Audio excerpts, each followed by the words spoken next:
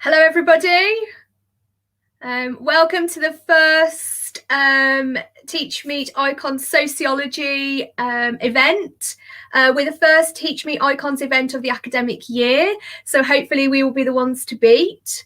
It is the first ever sociology event, so please be kind. I think it's quite exciting. I'm a lone sociologist in my school, and so it's really nice to be able to hear from sociologists from lots of different places. Hopefully we're going to have 2 more events this year, another virtual and really excitingly a face-to-face in the summer. More details to come. Just like to say thanks to the team that have been organising this, particularly to Kim, who's done a lot of behind the scenes work and is doing the technical support this evening. You may know her as the Hectic Teacher. I know lots of us have used her resources. I'd also like to say thanks to the people who've volunteered to speak, who've given up their time to make videos or to speak live with us tonight. A couple of other things I'm going to say. We've got a raffle. So for those of you who registered via Big Marker on our Teach Meet Icons Sociology website, we've got some nice prizes. We have some colour changing gin, colour changing vodka. Kim has really nicely donated some of her Hectic Teacher study books. We've got some stationery boxes from the Teacher Stationery Club. We've got some Knorr chocolate letter. We've got a Knorr chocolate letterbox set. And our big prize is a 90-minute Hectic Teacher workshop or teacher support session, which is worth £175. Lovely. I'd like to say thanks to our sponsors as well, the Teacher Stationery Club, Pupil Progress and Wellbeing, who will be speaking to us a little bit later on. I think, is that all I need to say? I think that might be where we're at. Oh, I know what I need to say. If you've got any questions or comments, please put those out there on Twitter and on YouTube. You can use the hashtag, or please do use the hashtag TM Soc Icons. I'm going to hand over to Les Beck and his video, which is entitled, oh no, yeah, I'm not sure what it's entitled, but he's going to give us a keynote on research methods. We'll have some time for question and answers later. So if you've got any questions, please, please, please put them on Twitter or YouTube. Thank you.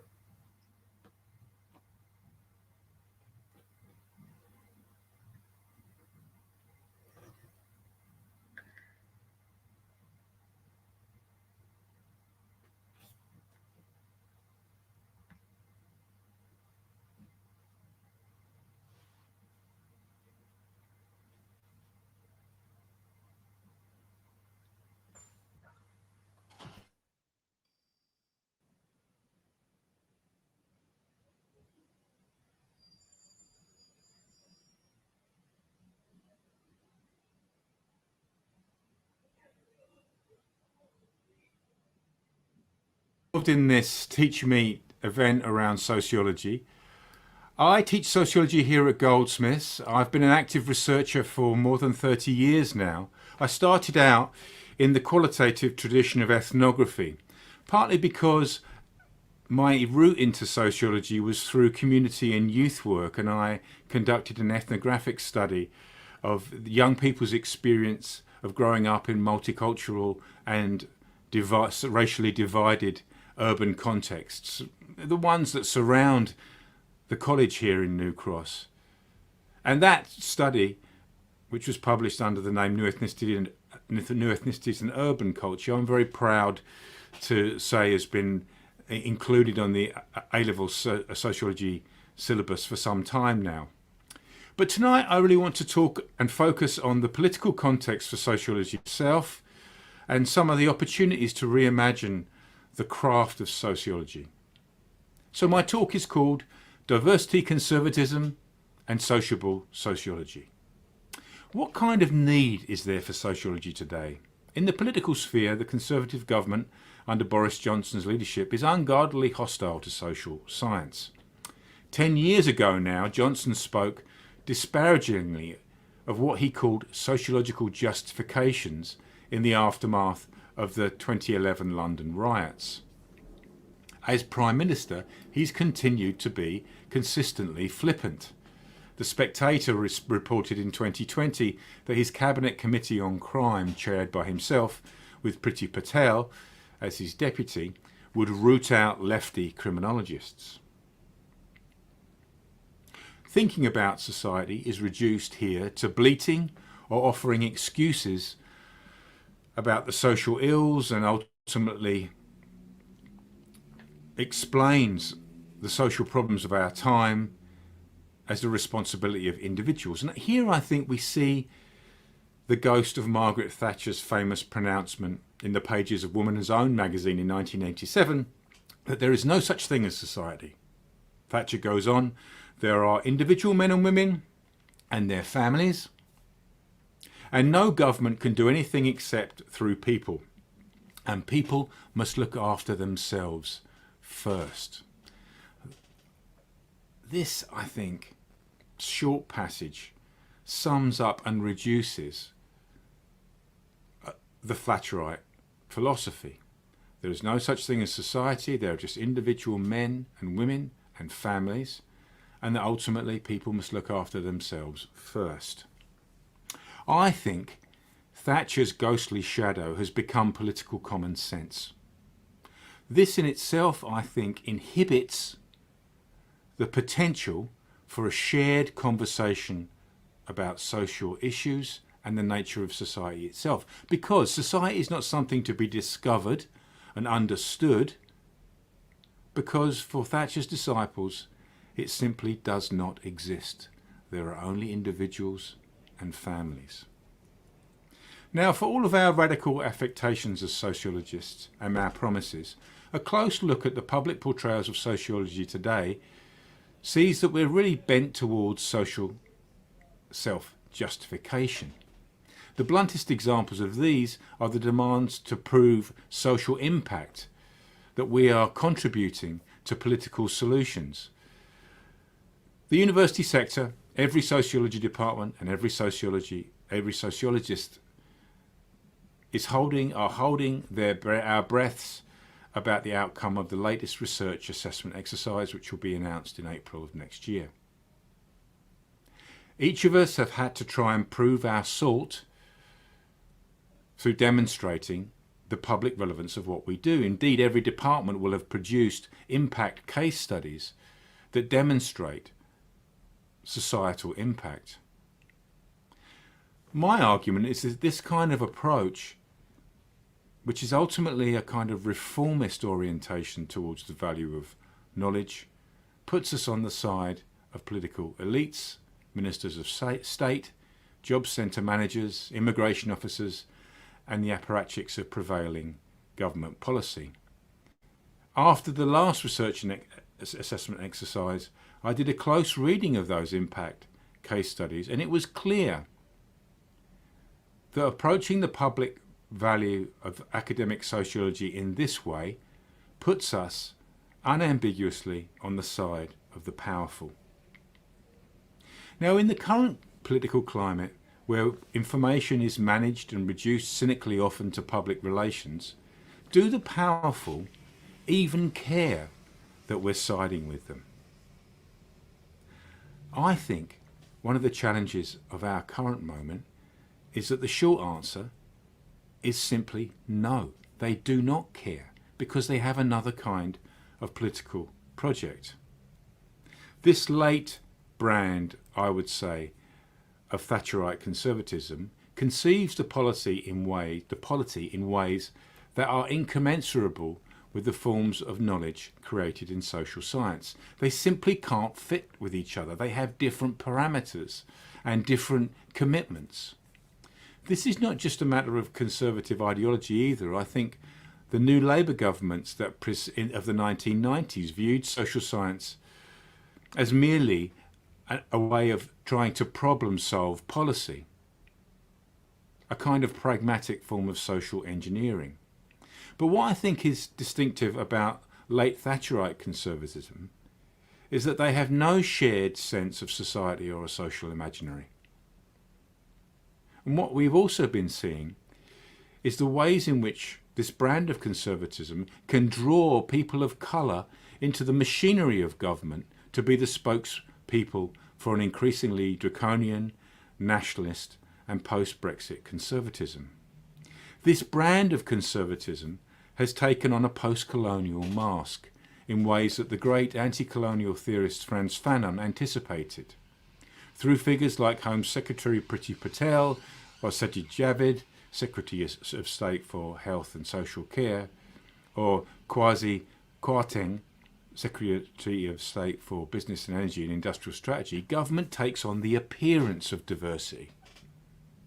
While at the same time this form of diversity conservatism is presiding over openly anti-immigration border policy and resisting broader pressures to address issues of racism domestically and globally.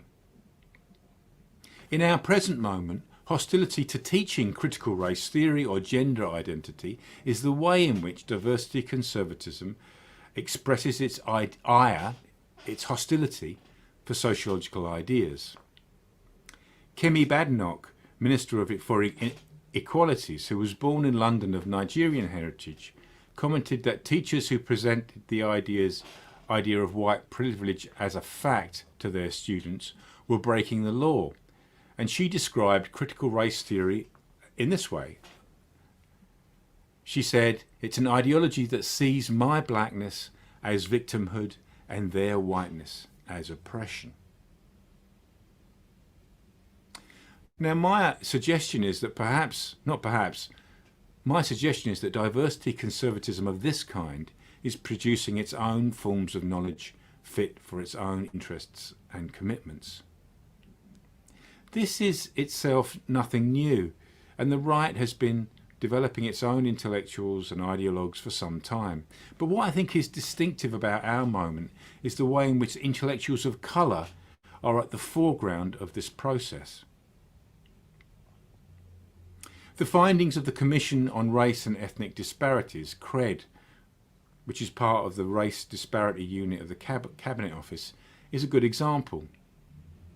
The Commission's members were chosen by political advisor Munira Mirza and included people like black educationalist Tony Sewell, space scientist and science educator Maggie Aderin Pocock, amongst others. Now, prior to the Commission even beginning its investigation, Munira Mirza was on record as denying the existence of structural or institutional racism. Now, the Commission published its report in March 2021, the contents of which have caused considerable controversy. The report concluded that, this is a quote from it, the claim the country is still institutionally racist is not borne out by the evidence. It also emphasised immigrant optimism in entrepreneurship and celebrated immigrant social mobility and success, while at the same time stressing family is also the foundation stone of success for many ethnic communities. Here we see the legacy of a Thatcherite logic: individualism, optimistic entrepreneurship, and family values. Do you see? This is overshadowed and is used to sideline any discussion of societal or structural inequalities which are disavowed. Emphasis is placed on individual responsibility and valuing conventional two-parent heterosexual models of family life. In 2020, Conservative Minister Liz Truss said in a speech, "The Fight for Fairness," citing her own experience of growing up in the 1980s, that her peers in Leeds were taught about racism and sexism before basic forms of literacy. She commented, "These ideas have their roots in postmodernist philosophy pioneered by Foucault that put societal power structures and labels ahead of individuals and their endeavours." Now, it's not just that conservative politicians dismiss and discredit sociological ideas. Rather, diversity is foregrounded ideologically as a vehicle to reinforce the free market individualism with a political morality centred around family values and national loyalty. This challenges, the legitimacy of academic sociology, but it also begs the question of which kind of audiences we're trying to engage with. Ben Baumberg-Geiger recently published an article in the journal Sociology, and a fascinating study of how leading sociologists present themselves publicly. Here, sociologists perform trustworthiness, he argues, and credibility through non-partisanship and dispassionate advocacy, rather than traditional ideas of scientific objectivity.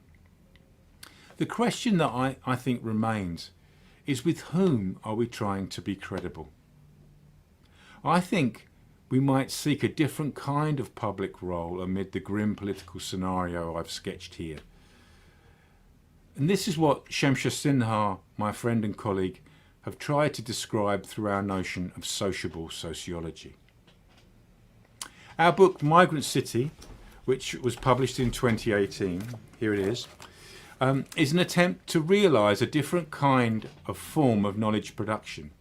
It took us 10 years to write and research this book. It's the story of London told from the vantage point of young adult migrants living in the capital through the torrid anti-immigration decades of the early 21st century.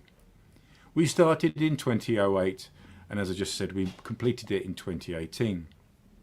The book is also an experiment with researching in a more sociable, ongoing way, so that the participants themselves could become authors and commentators that are acknowledged and credited explicitly. So on the front cover of the book, there is mine and Shamsha's name, but there are also 3 other names credited there: Charlene Brian, Vlad Baraku, and Mardushi Yembi.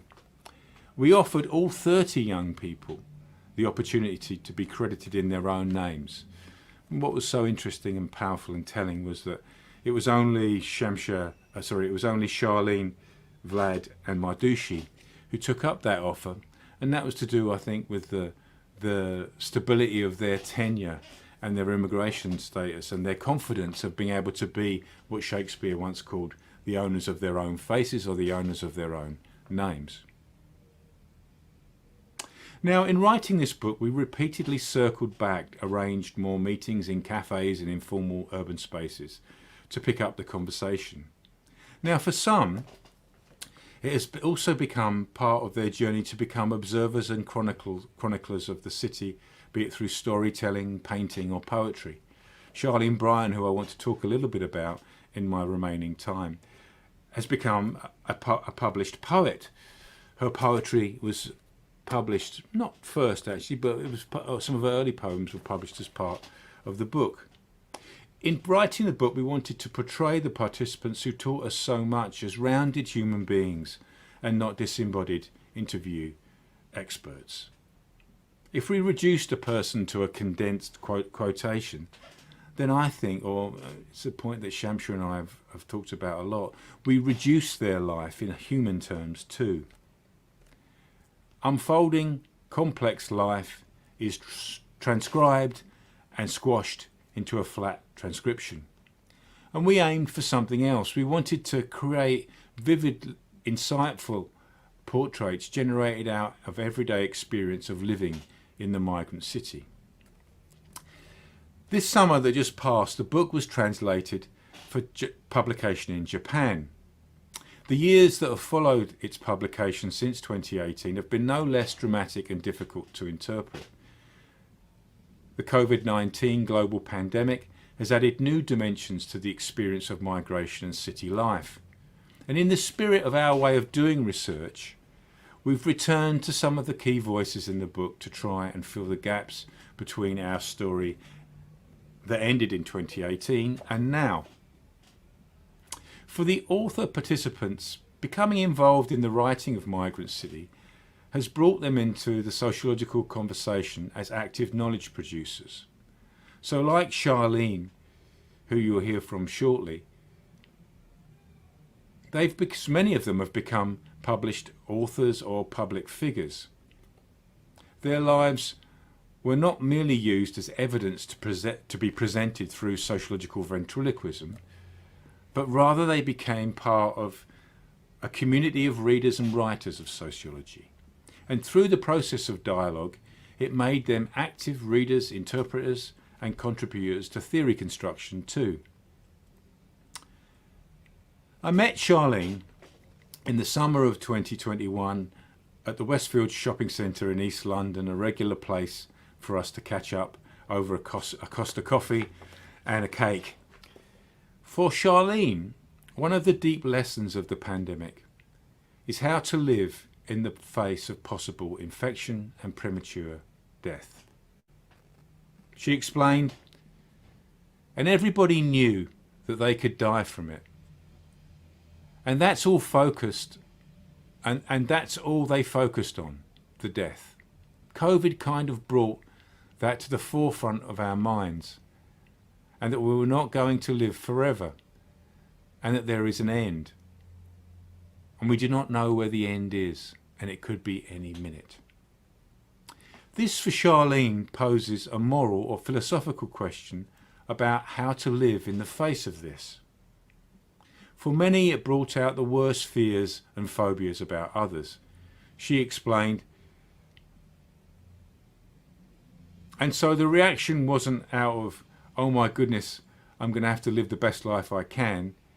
It was, I'm going to have to be suspicious of everybody that can threaten life and that I'm living now.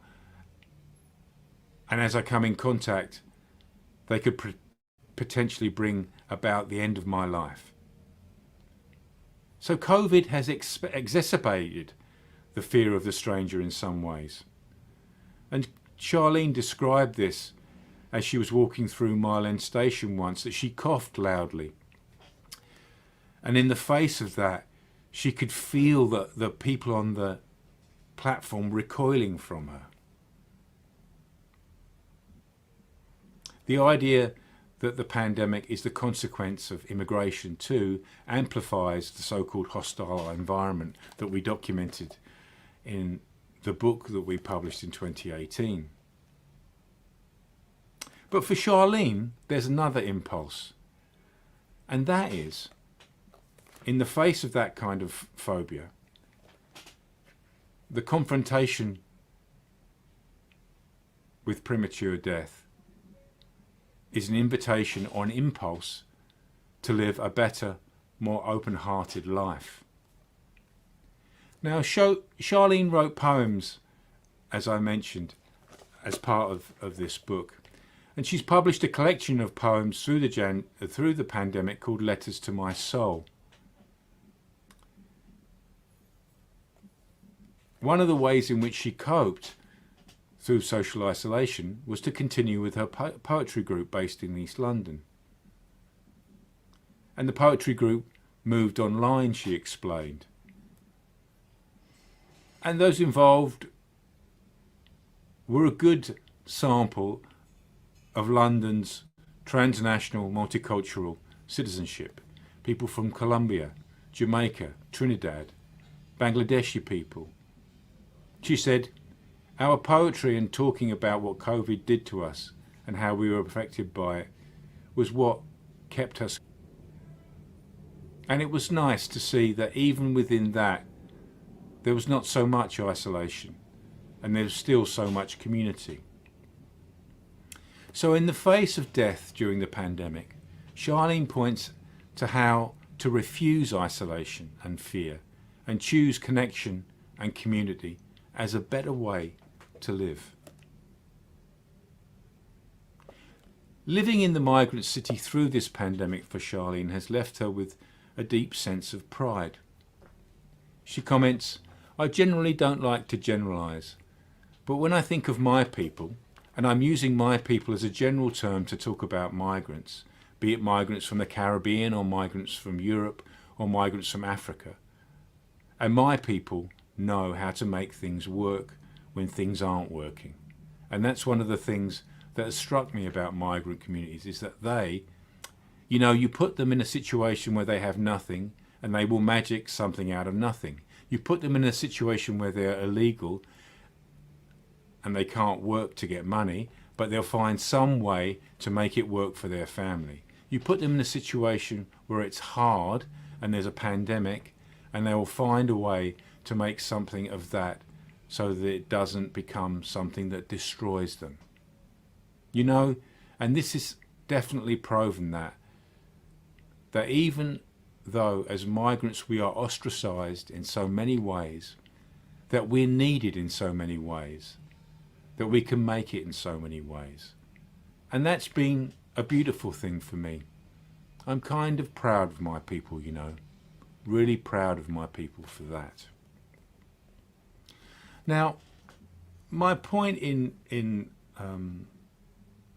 offering this to you is that in many ways, the sort of sociable ethos that Shamsha and I wanted to cultivate through doing and researching this book in the way that we did makes it possible for the conversation to unfold and to be continued.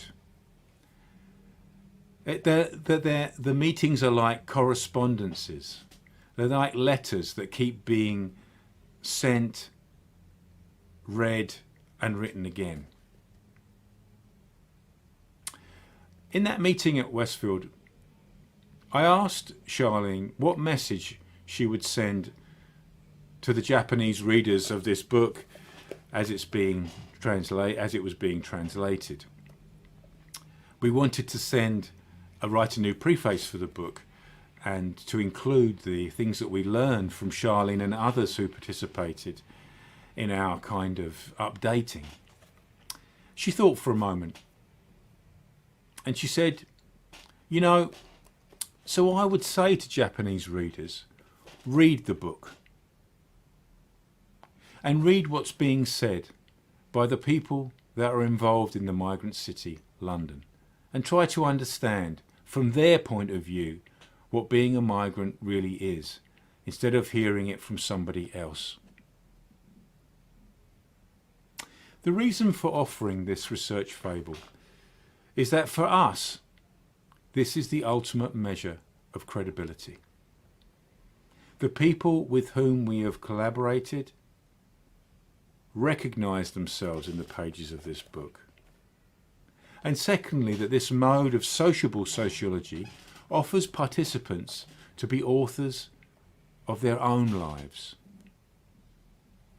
It's perhaps pointless to seek influence today from government or from powerful institutions in the current climate. Diversity conservatives have closed their ears to sociology. The great folly, I think, of the impact agenda is the idea that structures of power and influence are open or even amenable to being changed through knowledge. Why would they be? Why would they be?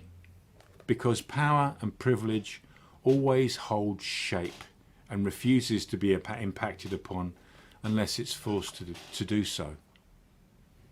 Academic journal articles or reports submitted like those for the 2021 research assessment exercise are not going to change that. I feel we need to find alternative ways to do our craft more sociably and more publicly. I think the promise of this is to open up wider involvement in knowledge making, but also the opportunity for us as researchers to be part of a public conversation about the key issues of our time with greater humility and deeper engagement with the people most affected by them. Thanks for listening. I'm looking forward to being part of the conversation. And thanks again for this invitation to be involved.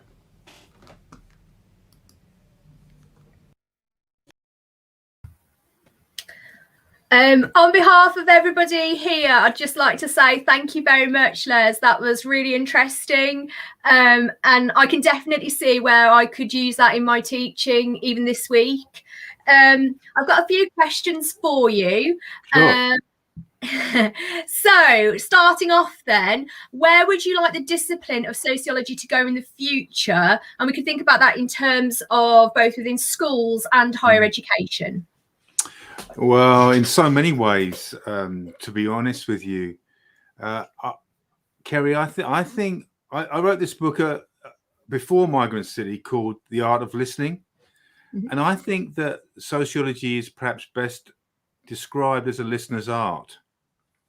And in a way, I think one of the things that is so valuable and the things that we can learn from practicing the craft of sociology in schools, in almost any kind of public context, is to learn to listen better. I think we live in a time where politicians and experts speak quickly and listen poorly.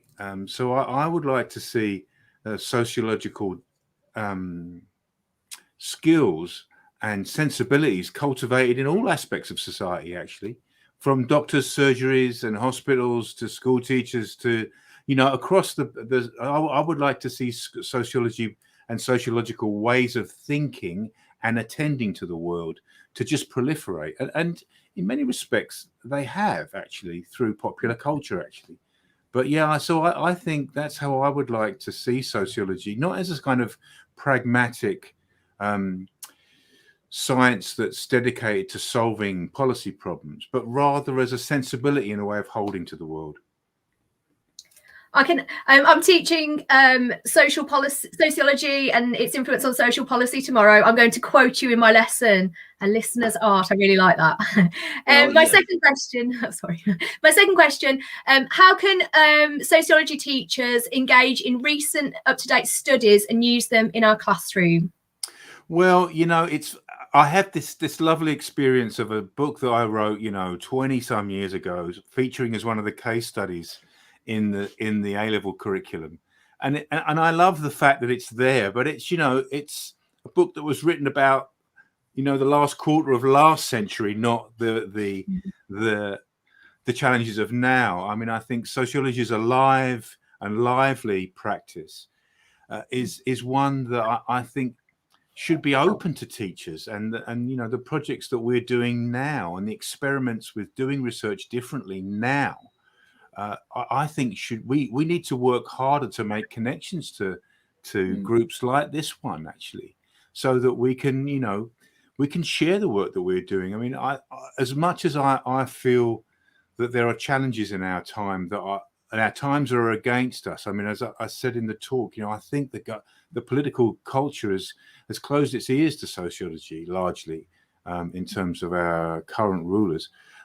I think there is an opportunity, though, for sociological ideas to move in ways that are unprecedented, certainly in my lifetime, through social media, through YouTube. So I think, to reach out as practitioners of academic sociology to teachers and to make our work available and accessible to you is one of the things that I feel like that's my job rather than yours, if you see what I mean. Yeah, absolutely. My next question, you talked a little bit about the pandemic in terms of how it impacted on your research subject. But my question is, how do you think the pandemic will affect sociology as a subject? The research that's done, where do you think we're going to go with it? Yeah, I mean, I think it's so interesting. I teach a class to 30 PhD students here at Goldsmiths who are conducting their studies and have been conducting their studies through the last 2 years. It's really been interesting to see what a dramatic effect the pandemic has had on their projects, many of which have had to be reframed. How do we conduct this art of listening when we can't actually be in the same place together sometimes? So I think that has made us think very hard about the ways that we can do sociology at a distance. You know, I asked my class last year, well, is sociology in social isolation a contradiction in terms? The answer we came up with, well, of course not, because the way in which we communicate is so much mediated by screens, so much networked in our time, travels so much in our time, and it's made us think about exactly how we use those forms of hyper-connected life as a way to keep the sociological dialogue going. So I think it is going to change what the discipline will look like in 5 years, having lived through this. But I think it's not, it's opening up possibilities as well as posing new challenges. That's what I would say, I think. Brilliant, thank you. I've got a question from Emma on YouTube. She is asking, what are the common misconceptions that you find when teaching research methods? Oh, you know, I think research methods is the kind of orphans part of any curriculum. Actually, people want to get away from research methods. They think it's the thing to, you know, they don't want to teach. I've always thought that was a big mistake. I've always embraced the possibility of teaching research methods because I think, in a way, research methods is the place where sociology is most alive. It's because it's where the doing is being decided and imagined, and I think that's one of the biggest misconceptions. It's boring. You know, Max Weber wrote this very famous essay called "Sciences of Vocation," you know, in the 19th century, and it was, you know, he was very much committed to this idea of keeping the values of the sociologist at bay, and to aspire to objectivity. And that was for Weber because the doing of social research methods was so exciting for him. We had to kind of contain our excitement. So I think it's the misconception is it's boring. It shouldn't be boring at all. It's where our practice and our craft, and I do think that sociology is a craft, is at its most alive. Because, you know, oftentimes we're trying to decide what the problems of the present and the agendas of the future are going to be. What are the problems of the present and the agendas of the future, and how do we try to answer those problems and questions of the present? So I think research methods is a very exciting part. It should be part of what we do.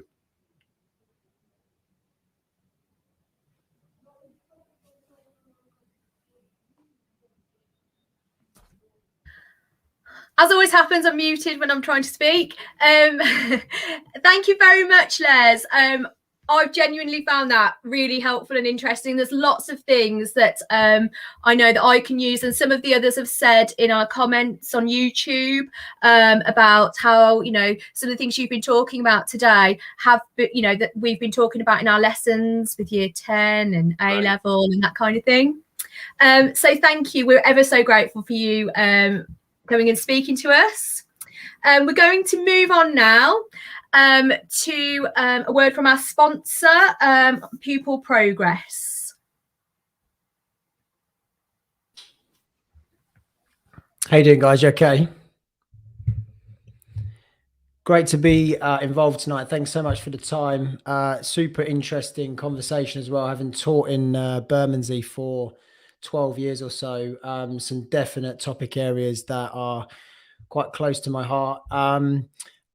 Really excited to be involved with the first ever sociology event. I'm going to show you a little bit more about what we can do in terms of supporting you with tracking and monitoring. So I'm actually going to share screen now. I know I've only got actually a few minutes, so I want to keep it really, really nice and concise. We have actually quite excitedly partnered with Pixel, which is going to enable you to access this system if you are a Pixel school at no cost, no additional cost to yourself. So I'm hoping now you should be able to see this screen.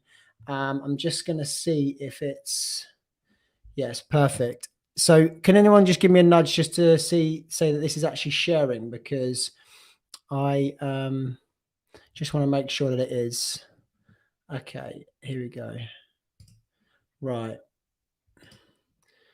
Share screen. Here we go. Right, this should be the one. Hopefully, if it's going to start to move across. If it doesn't,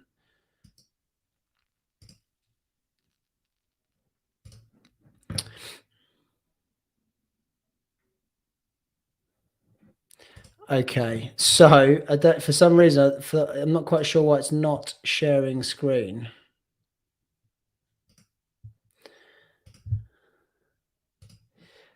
Apologies. A moment. It is not. Actually, I tested this and worked it a second ago, and it should be sharing, but it's actually not, which is quite frustrating. So I'm actually just going to see if I can bring it across to this current screen.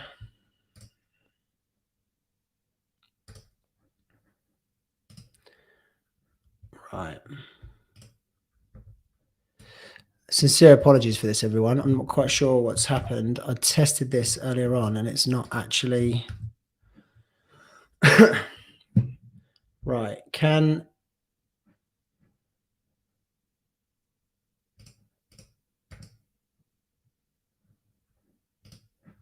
Okay, this is the last time I'm going to try this, because if not, I'm going to just talk.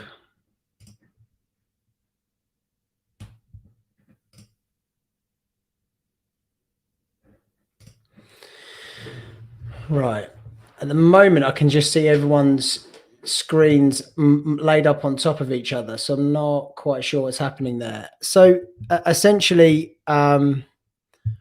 what we offer is Pixel schools get access to the system at zero cost as a result of being a Pixel member, and as a result of that, you can actually register quite quickly. I don't know if the control panel. I think, Kerry, you might need to stop sharing your screen. Down the bottom, it says just that's it. Yeah, great. Sorry, just a few technical issues this end. I'm going to see one last time if it is actually enabling me to share. Because if it doesn't actually come into play, then we can't actually see the system.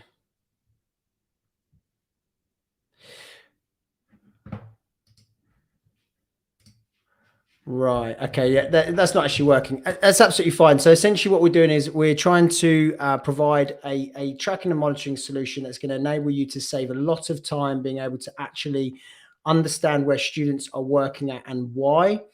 All you need to do is actually go to pupilprogress.com.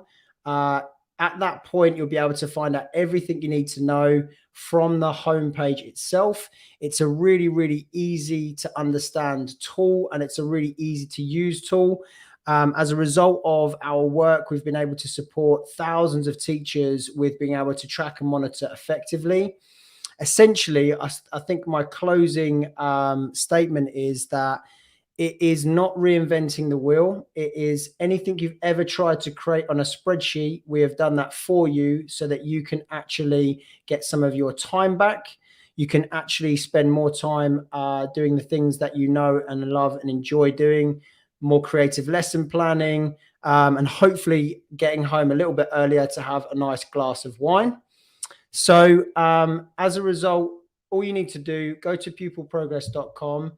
I'm going to probably cut it there because obviously I can't really show you what the system does, but you'll be able to find out all the information you can on pupilprogress.com.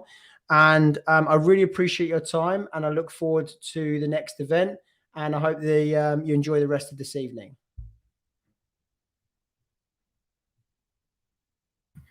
Thank you very much, Brett. So yeah, sorry that the tech wasn't working, but we've all been there, right. Teachers. We've all had that experience in lockdown. We're going to move on now to Pete Bowdry, who's going to talk about incorporating field work into knowledge-rich AQA research methods. So over to you, Pete. Hello. And another one. Lovely to be with you. I realise that my title alone takes about 4 minutes to read out, which is about the length of my talk. So let me just share my screen with you. Hopefully this one does work, and we'll be able to get cracking on it. I wonder if people in the let me know on WhatsApp if they can see my screen.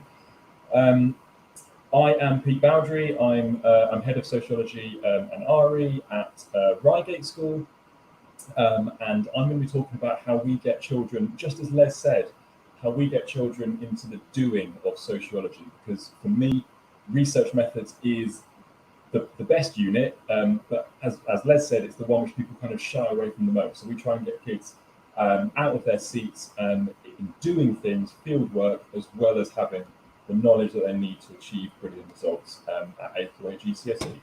So we have a 3-year GCSE course, and we teach research methods, in the first year of that, so just after Christmas in year 9. So I know there's some people who approach research methods as like a filter. We kind of filter it through family education. We go for the approach of teaching it all in the first year before any of the paper 1 or paper 2 work, so that we can then revisit it again and again and again. And we give the children real big, heavy exposure to the research methods early on. Now, when we come to teaching research methods, we always start with the row at the top of the screen. Hopefully you can see it.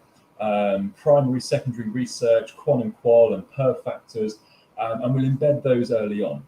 And then every time we introduce a new research method, and we're talking about 10, 11 different research methods, we'll do a 3-step process over a couple of lessons. We're lucky enough to obviously to have that time, and obviously you can do a reduced one if you haven't got as much curriculum time. But we will introduce a new research method and we'll link it to the 3 at the top. We'll then deliberately do some field work on it. We'll then talk about getting the kids out of their seats and actively involved in that research method. I'll give you some examples of what that looks like in a minute. And then the children will do some deliberate practice and exam questions, applying what they've done. We then revisit the same thing, and we do that for all of the research methods. And that's then finished at the end of the kind of spring term with a project where children will choose their own research method, and they will in groups go away and they will complete their own research, their own field work of subject of their choice, a topic of their choice, research method of their choice, and they'll present that to the class. So we really put the emphasis on the children doing the research themselves, in the belief that the more they do, the more they can see the pros and the cons, the strengths and the weaknesses, and the struggles that sociologists go through when doing their own research. And the more they know about it practically, the more they can write about it in their work. So some of the examples, and obviously, it's really about, I'm trying to encourage everyone who's here to think in their departments about how you can use research and fieldwork more in your research methods. But some of the examples that we do might be with questionnaires and surveys, asking children to send a questionnaire or a survey monkey out to 30, 40 of their friends. When it comes to interviews, we might ask them to conduct a structured or unstructured interview with an older member of their family, think about their childhood experiences. One of my favorite pieces of field work we do, this was obviously pre-COVID, and we're going to bring it back again as well, as and when we're allowed, is we have about 10 teachers in the school who are willing to let us send pairs of children in either covert or overt observations. And what they do is the covert ones will say they're completing a piece of work or an exam, and the overt ones will tell the class that they're here to watch how many times they raise their hand. And obviously the children get to see before their eyes the Hawthorne effect, where they get to see more children participating in the overt group than in the covert one, and they come back to class and they're buzzing about what they saw and how many kids were messing around, all this kind of stuff. A child last year did a content analysis on the entire work of Eminem and how many times he praises or disses the opposite sex. We do various things, embedding the whole time how practical, how ethical, how reliable these research methods are, so they are able to practice the knowledge that we need them to know. If I can just show you, before I wrap up, some examples of some of our student work. A couple of girls in my year 9 class conducted a content analysis on Friends. I think they just wanted to watch a lot of Friends, but they looked at the gender stereotypes and they counted. Their codes were every time a conversation happened between women or men that was stereotypical gender roles, and they counted in each season how many times there were stereotypical versus non-stereotypical gender conversations. Their conclusion was that even though society had become more progressive by the end of the season, the stereotypes hadn't. So it was a very interesting and for them very enjoyable study. We've had children performing interviews within their own year group to look at sexism in schools, and they chose to do unstructured interviews, which was a massive undertaking of their own personal time. But again, it was really helpful for them to both see the strengths of that own research method, but also to be able to get the valid data they got and the real rich data they got. And they managed to find that girls, and this was part of their hypothesis, notice sexism in schools far more than boys do. And my final example is another content analysis that children did of gender roles in TV adverts. So they sat and watched a selection of TV adverts and saw how many times there was a male appearance compared to a female one. So my encouragement to you is, where we often shy away from research methods, thinking it might be the one to get through and rush through and the boring one the children don't enjoy. In my experience and our experience at Reigate, we find that actually the children love this unit because we can make it one which they are involved in. They are conducting fresh, relevant research, albeit on a small 13-year-old year 9 scale. They're still doing it in a way which makes them feel like sociologists. And that, I think, is the way to get that buy-in at the start of their GCSE. If they feel like sociologists, by the end of year 11, they're going to be writing and acting like them as well. So that's my 4 minutes. Thank you very much for your time. I hope I've encouraged you. And yeah, if there's any questions or anything you want to slide into my DMs on Twitter, then feel free to do so. Thank you, Pete. Some really positive feedback on YouTube about, practical ideas. Sending kids into lessons is a great idea. Really, really helpful ideas there. We're now going to move on to Alison, who is talking about resources for thinking methodologically. Hi, Alison. Thanks for coming and speaking to us. Brilliant. Thank you for having me. So I will see if I can get this working with my slides, but I'm happy to talk to them if not. I am great at improvising after having to teach online. So thanks very much for having me. I teach at Lancaster University, and I have been teaching research methods to all of our second year students for many years now. And it was really exciting for me to actually hear that many of the things that Pete is doing with his students, we are doing the same kind of approach that's absolutely about immersing our students in the experience of doing research and getting them enthusiastic about research because they're the ones in charge and they're the ones doing it. And so I'm just going to share a few things that we do in case they're of help to any of you as well, to spark ideas of maybe what might transfer to some of the classes that you're working with.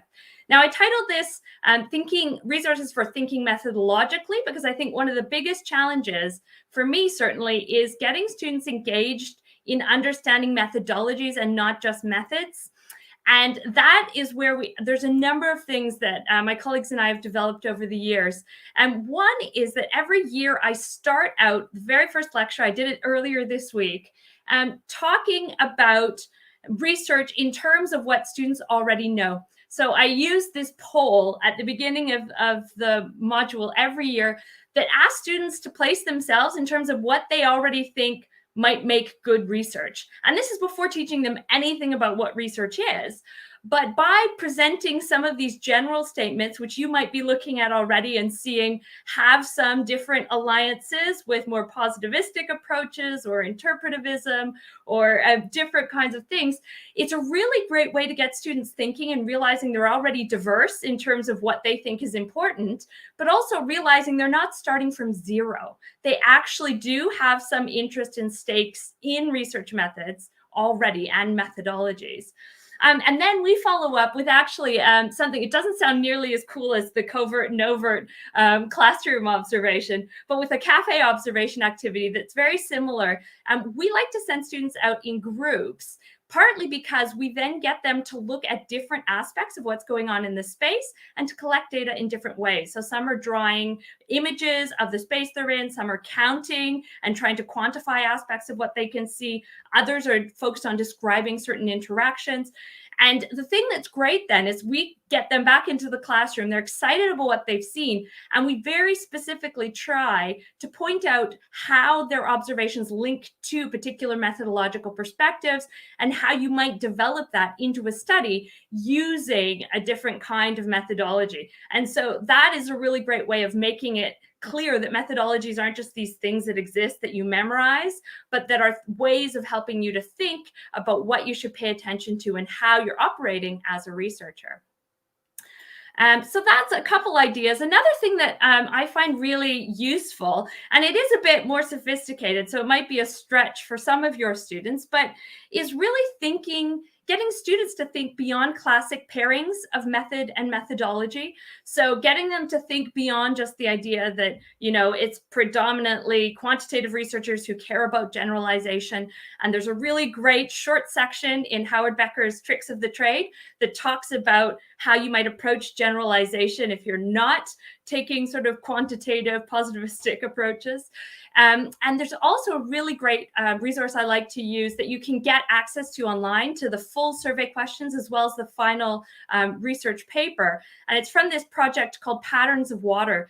And it's so interesting because it's a massive phone survey that they did in this project about water use, but they actually ask questions that are very different than the kind of traditional questions about attitudes that we might see. So they ask things like, what prompts you to water your garden? Is it because the grass looks yellow? Is it because it's a certain day of the week? Is it because it hasn't rained? Is it something else?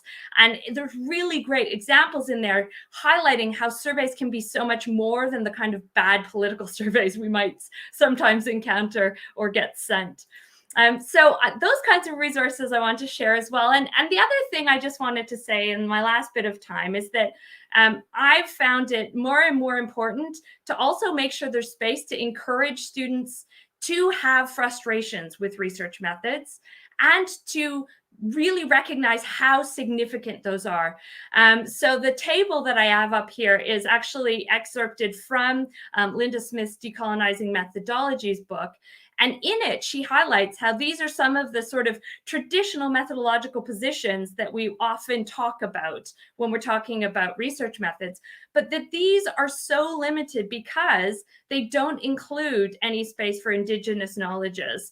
And they don't include a lot of the things that today we might think are really important in terms of some of that contemporary context that Les was talking about earlier. So I think it's really useful to highlight to students that one of the reasons we have so many methodologies is because people keep being frustrated and keep starting over and thinking about how they can reframe this, how they can address research differently. And I find both Linda Smith's book and Sean Wilson's Research as Ceremony really helpful in terms of thinking about how we can start with things like indigenous understandings of the importance of relationships, with which Les's work also really speaks to, and think about how we can encourage students to take that as something that maybe should be central in the way that they might see themselves as researchers, rather than just thinking about the existing kinds of methodological positions that have been created and discussed in the past. So that's all I'm going to say. Thank you so much. And I'm very happy to talk more or exchange in DMs if anybody has any questions. Thank you very much, Alison. Loving the cafe observation and the sort of different ways of recording. That's something I'm going to take away and use with my students. Thank you for your time. Really appreciate it. Thank you. We're going to move on now to our sponsor, Wellbe. And they've just got a few things to speak to us about.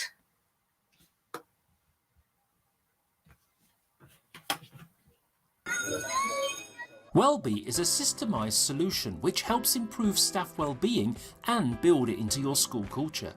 You can see where you are now and plan where you want to be.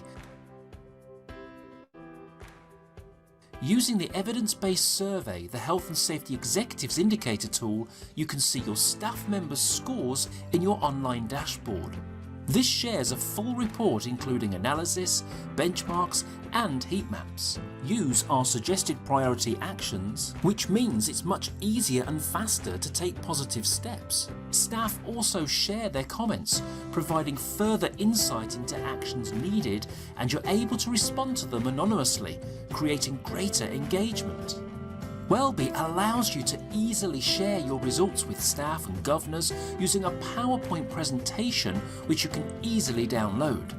You can book a results review call with a wellbeing expert and let us help you set the right goals and actions to achieve the outcomes you need. With Wellbe Voice, you can follow up on post-survey actions and track progress over the next 12 months. You can also use it for anything else, where staff anonymity will help. For example, with consultations or following a change. Send staff members a message, ask a question or seek feedback. It's as easy as sending an email. The one difference being, it is an anonymous conversation. You can invite all staff to take part or groups as little as 8. This means that you only need to invite relevant staff, such as those affected by the changes you've made. This might be teachers, support staff, middle leaders, teaching assistants, or any group of staff in your school. You choose the titles you use. Staff receive their invitation by email, click on the button to respond through a web page, only they see and are able to send you their feedback. You see this in your school dashboard, where you can read and choose to respond if you wish. You can set up multiple users across your leadership team to share workload and enable others to seek feedback from their team. It really is that easy. Our online user guides make sure Wellbe Survey and Voice are quick and easy to use. Our online toolkit will help accelerate your progress and ensure you reach the outcomes you need. The available resources are targeted at those areas we know will build your foundations and have the biggest impact on staff well-being, and include a staff well-being policy and strategy template, 12 competencies proven to prevent and reduce staff stress, and the ability to self-assess against these through 4 online questionnaires. This means that all your leaders will have a high awareness of those behaviours that will make well-being simply part of your everyday culture. Online training in 5 of the key behaviours that will make the biggest difference in your school. Add 12 months of ongoing remote support through email, phone or video call, and systemize how you improve the well-being and performance of your staff. Start today and register for your account, or book a full demonstration.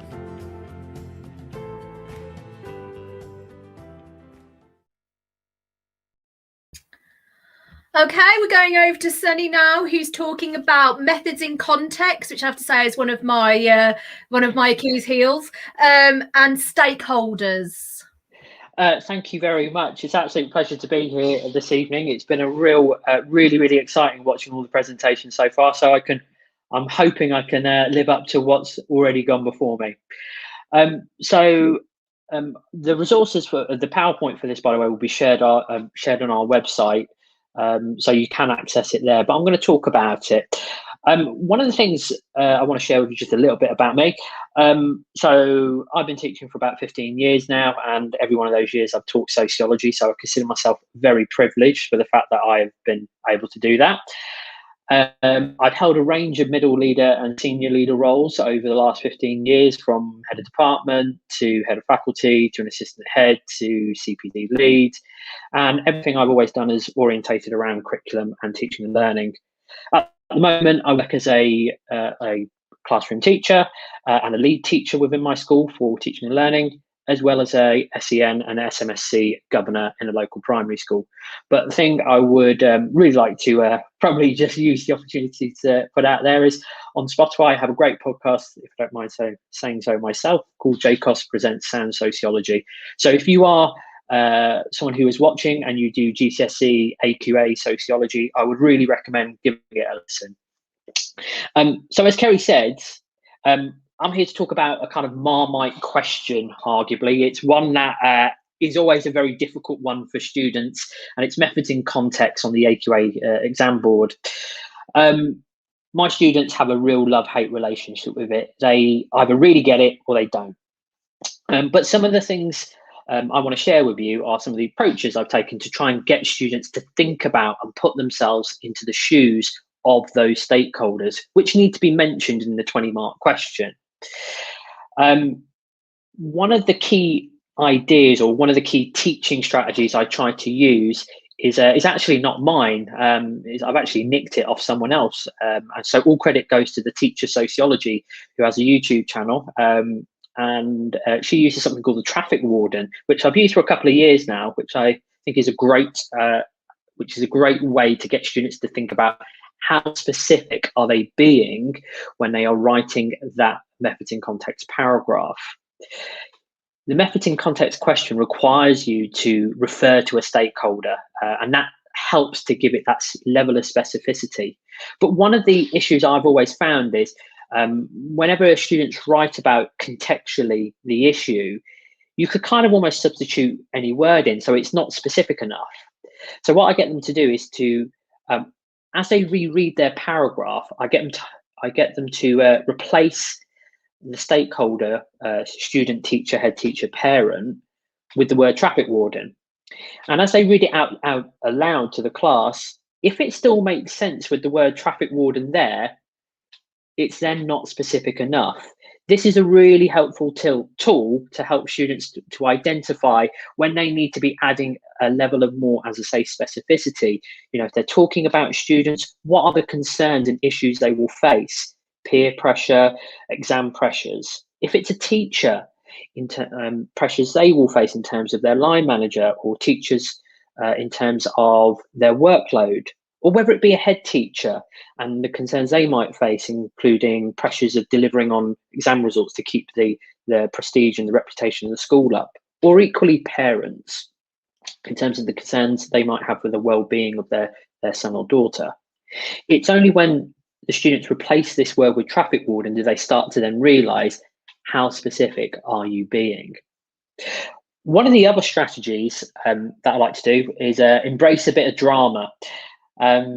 It's always a bit of a risk to do drama in a sociology lesson, but I've done it for a long time now, and I think it always goes down a treat, because it breaks the norm of what can be, you know, sitting down making notes or sitting down listening to the teacher, and gives the ownership back over to the students.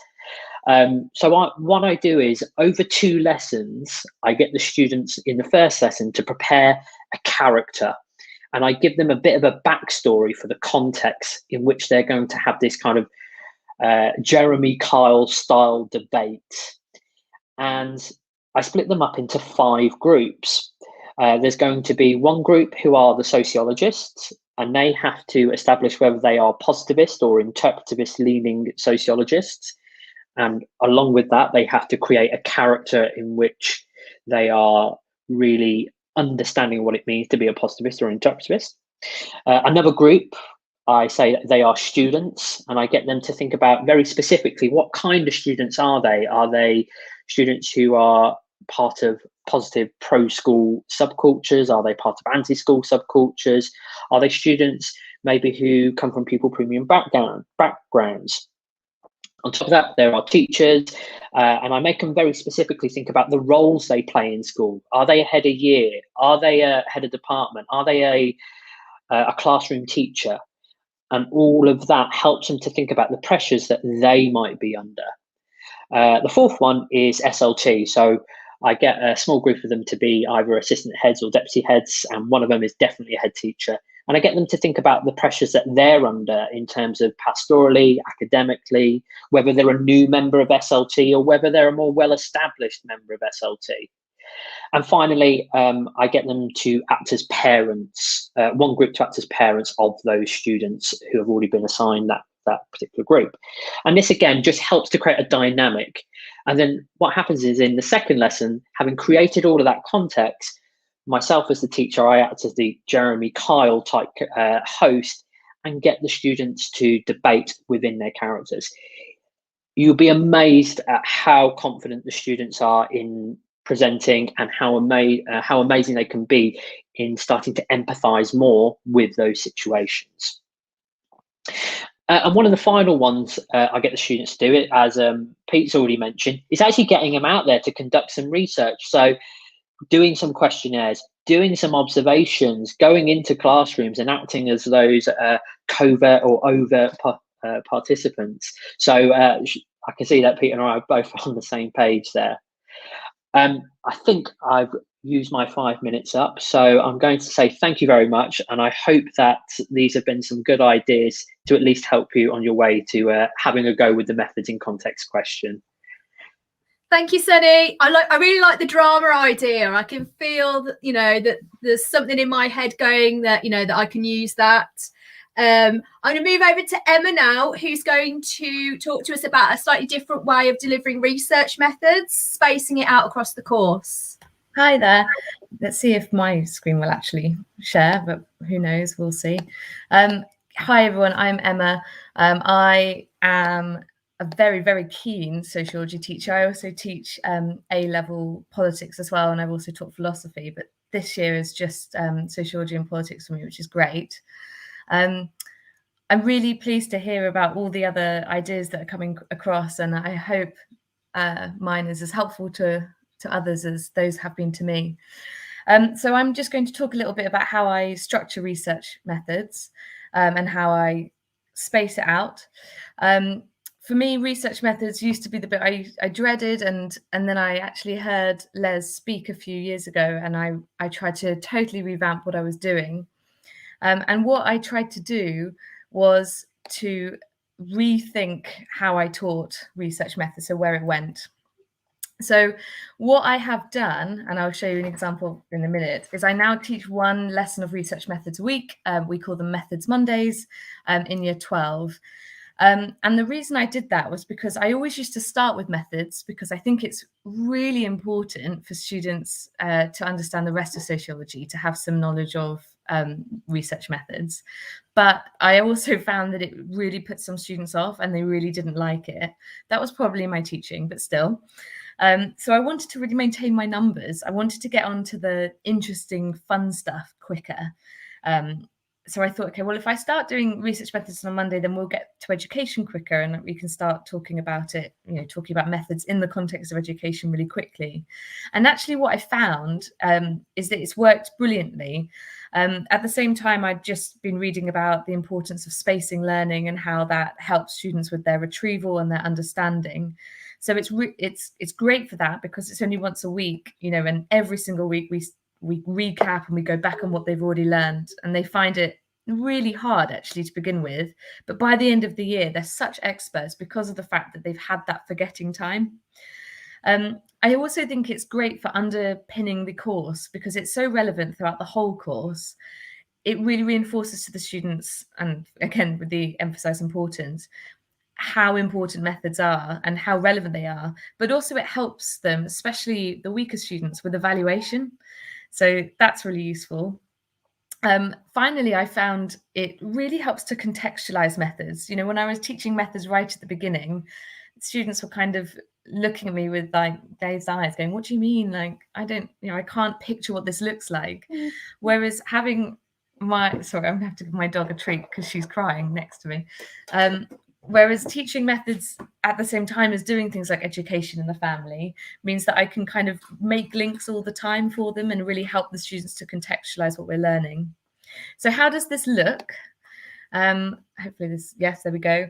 This is my program of study for the first year, for this year actually. And you can see that the topics on the left, I'm kind of doing my main topics, education, and the order in which I'm doing that. And on the right-hand side are the methods topics that I'm doing. So what am I doing at the same time? And trying to link that the whole time as well. And I found it also really helps with methods in context because they already are thinking a lot about the context. So for every perspective or every theory, we talk about their methods, and then we think about what might be a better method or better way of doing it. So that's what I wanted to share. I realize it's slightly boring because it's curriculum design. So I thought I'd also really quickly share at the end a fun activity that my psychology teacher friend shared with me for teaching validity and reliability, because I don't know about you, but my students always get them wrong. So this activity, it was just a bit different and a bit fun. Students were given some blocks and I asked them to make a sculpture that represented them and who they are. And then I asked them to write instructions for another group to recreate their structure. So they made these structures, they were beautiful. Then we destroyed them, gave them to the next group, and the next group attempted to recreate the first group's structure. There was absolute chaos. The students found it absolutely really funny and hilarious, and they were kind of quite upset and disgusted by the recreated sculptures. And they were just like, I can't believe that's who you think I am in sculpture form. And I used it to illustrate the difference, the differences between validity. Here's a sculpture that really represents you and that you feel tells your story. But this isn't a very reliable way of making sculptures, because look at how rubbish and how unsystematic your instructions were. They haven't been able to recreate it very well. And I did that this year for the first time, and it just worked so brilliantly, and they've not got them confused yet. I'm sure that will change. So I wanted to share that too. And that's me, really quick. Thank you. Thank you, Emma. Sunny says, no, it's not boring. I like the Lego thing. I think that's cool. We've got a lot of Lego in our house, so I think that might be going into school. Thanks, Emma. We're now going to move on to a word from another of our sponsors, Teachers Love Stationery. Hello. Hi, how are you? Thank you for having me on this evening. Hi everyone, my name's Sabrina Thompson and I'm the co-founder and co-owner of Teachers Love Stationery Club along with my husband. And today I'm going to just quickly show you an example of one of our boxes we send out in case you're interested in subscribing, and show you some of the prizes we're going to be donating this evening, as well as one of our Advent boxes which are new this year. And here is a small child. I'm busy. You need to go, Lydia. This oh, Ben, you've got to get her out. It's just side. Let her go to Daddy. Go on, quickly. Bye. Good night, darling. So this is our most recent stationery box that went out this October. I'll just move the camera down. And the boxes that we send out are A4 size and approximately 2 centimeters thick. So when they arrive, if you subscribe, we can do monthly, bi-monthly or quarterly boxes. And they get posted to you and they go straight through the letterbox because they are standard letterbox size, not too big. You won't get one of those annoying, sorry you weren't home cards or whatever. Yeah, so this is the one that we've done recently for October. Inside, we always put a selection of stationery that we think teachers will like to use. When you first subscribe, you get a pencil case, and we've done a special sociology one just for this event, and I'll tell you more about how to get hold of that when we share our discount code later. So you get your personalised pencil case. And in the October box, the theme for that month was pumpkin spice. We made a little notebook with pumpkin spice themed pages, and in the back is a recipe for a lazy pumpkin pie. We had a little organza bag filled with lots of treats. So we had 3 metallic effect felt tip pens in autumnal colours, 2 gold gel pens, which are actually sandalwood scented, so they make it look really, make it look and smell amazing on the work. We also had some pumpkin sticky notes or post-it notes there in the same theme, as well as some pumpkin paper clips or page markers. These stickers are always so popular with my classes. Whenever I just hand them out like confetti, and they put them on the fronts of their books. And this month we had the pumpkin spice themed ones. We tend to have lots of different themes of stickers. A roll of washi tape, a little 3D pumpkin necklace. I'm not sure if you can really see that very well. And some reward stickers, some that say super work and some that say excellent effort. So yeah, so that's an example of one of our monthly boxes that we send out. And we're very proud to be sponsoring Teach Me Icons events. And for today's raffle, we've put in some of our latest additions to our online shop, which are some of these little badges. These are Sociology Superstar pins, and I'm a science teacher, so I've got my science one on my lanyard, and they've been really popular recently. So, you know, stay here for the raffle, and hopefully you have a chance to win those. And last but not least, I just wanted to also make everybody aware, because these are selling out more than we expected, actually. And it's an advent calendar box. And there's going to be, hold on, this is massive. There's going to be a envelope inside, so you can decorate your own box and make it all Christmassy. And as you can see, there are 25 numbered bags with some of our old stock and some of our new stock, some of our most popular items that we've had in the past, as well as a few new things. And we're selling this at a super reasonable price of £35, including shipping, with contents which we believe have an RRP of approximately £80. So please do head over to our online shop and check those out. So if you are interested in subscribing to our monthly boxes and getting one of our sociology themed pencil cases, please sign up and use the discount code SOCIcons1, SOC, and then icons1, and you'll get £2 off your first box, as well as a special sociology themed pencil case. Thank you very much.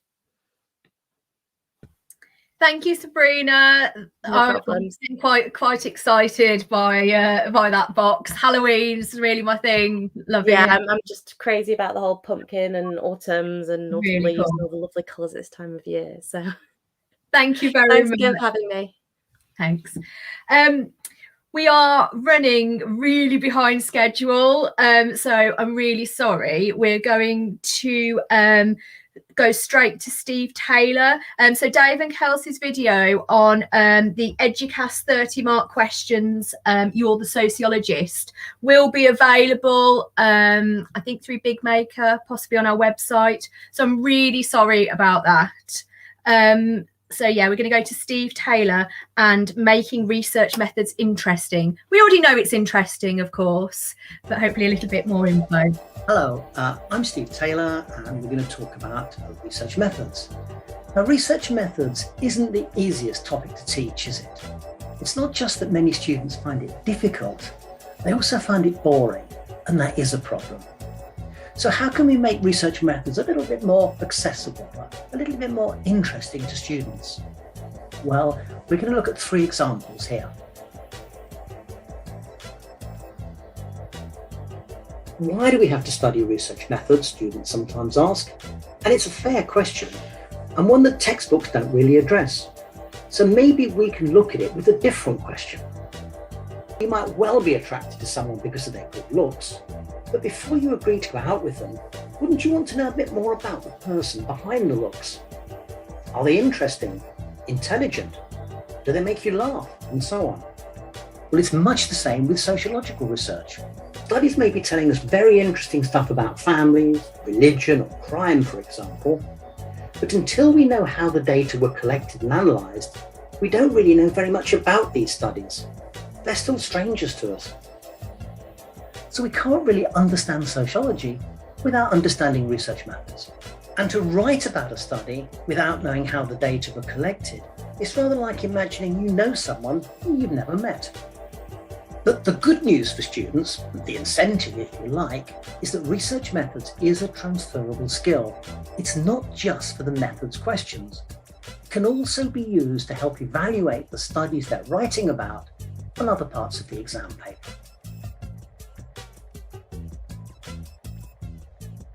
In the exam, there's invariably a question asking students to evaluate the strengths and/or limitations of a particular research method. While this seems so obvious to anyone who's been teaching sociology for a while, it's just not so easy for students. Examiners we've interviewed have told us that it's a question that many of them struggle with. Now, using a visual image can sometimes make the logic of this important question a little clearer to some students. So here's Claire at lunchtime. Imagine this knife and fork are research methods. A knife is great for cutting up food. That's a strength. But it's not so good when you want to put the food into your mouth. That's a definite weakness. Now, the fork is ideal for getting food into your mouth. That's a strength compared to the knife. But it's really no good at cutting food. That's a real weakness. So what do? Well, obviously you have to know which method works best for which task. And it's just the same with sociological methods. If we want basic factual data from a large number of people, we'll probably use a questionnaire. But if we want to find out more about people's experiences and the meanings of these experiences for them, we'll use interviews. And often, sociologists will use questionnaires and interviews in the same study. Just as you would often use a knife and a fork, sociologists often use questionnaires and interviews, because the strengths of one can offset the limits of the other.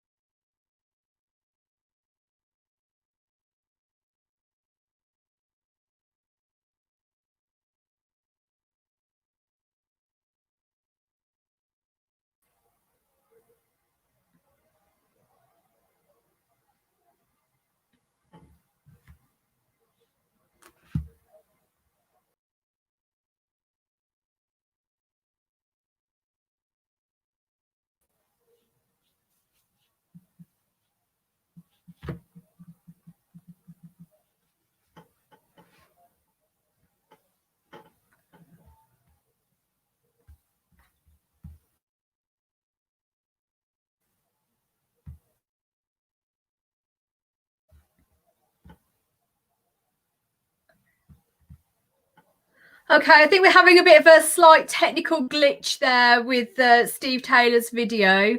You may know him from Shortcut TV, which is quite a well-known presence within the sociology community online. So I'm going to sort of close things up, do the raffle, that kind of thing now.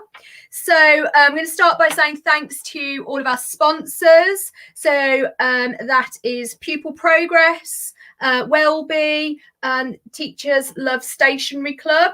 I'd like to say thanks to Les for his keynote, which was really interesting.